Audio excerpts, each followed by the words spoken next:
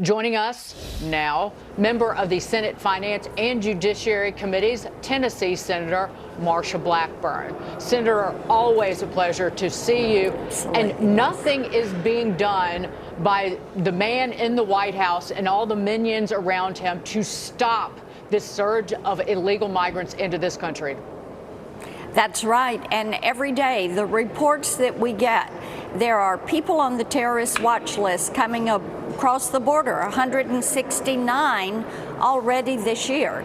You have people from countries of special interest, like Iran, 30 people in the month of October, 35 from Pakistan, 100 from Russia, 2,000 from China.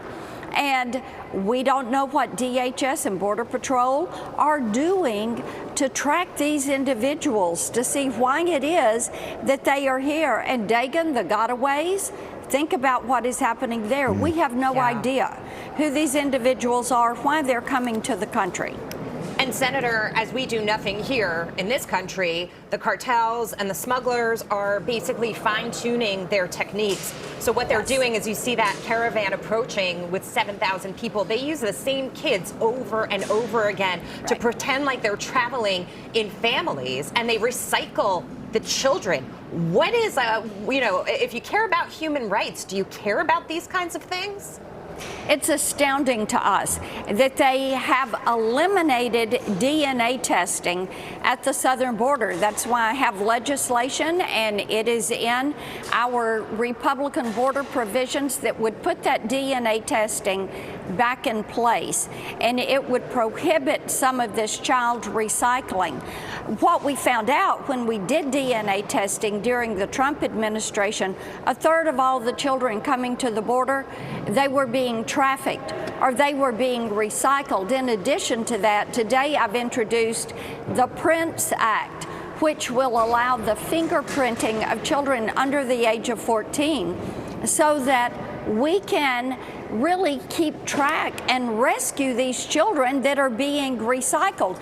You know, Border Patrol has found children that are being recycled as many as 8 or 9 times. That's how often they're being brought to that southern border. That's just shocking. Senator, while we have Abusive. you, I want to get your take on this. Your colleague, Senator Hawley, is urging Treasury Secretary Yellen to ban TikTok over claims that the app is boosting anti-Israel content.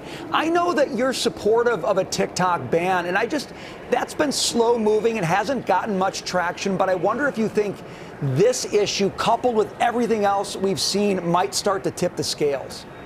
You know, Brian, people are so upset with what is being broadcast via social media about trying to find a moral equivalency between Hamas and the nation of Israel.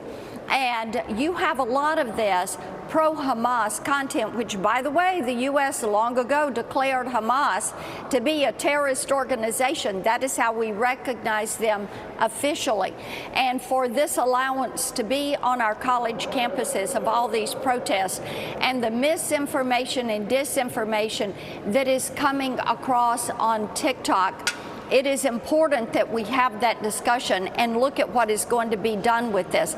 Likewise, you previously had the whistleblower that Senator Blumenthal and I have worked with for the last few months, Arturo Behar, who was at our committee yesterday talking about the dangers and the relationships kids are making online and the misinformation that they are getting because these social media platforms will not ban this illicit activity, supporting terrorism, supporting personal harm.